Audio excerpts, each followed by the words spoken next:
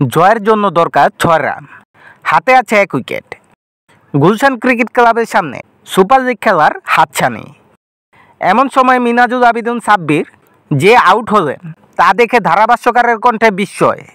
Shocking, আমি এমন কিছু দেখিনি। যে আউট দেখে আসলে প্রশ্ন জাগে দর্শকদের মনেও। ব্যাটসম্যান মিনাজুল আবেদিনকে এগিয়ে আসতে দেখে হোয়াইট করেছিলেন নাঈম ইসলাম।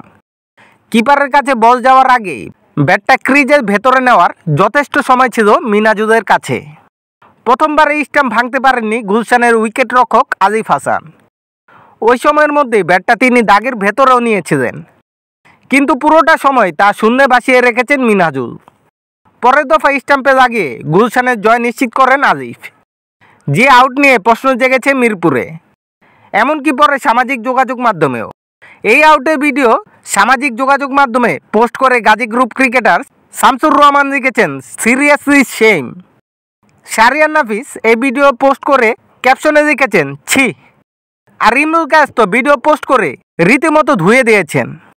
এমন আউটের পর 5 রানের জয়ে সুপার লিগ নিশ্চিত হয়ে গেছে গুলশানের। 10 ম্যাচে 6 জয়ে 13 পয়েন্ট নিয়ে তালিকার 3 নম্বরে উঠে গেছে তারা। 10 ম্যাচে 1 জয় পাওয়া শাহিনপুকুর আছে সবার শেষেই।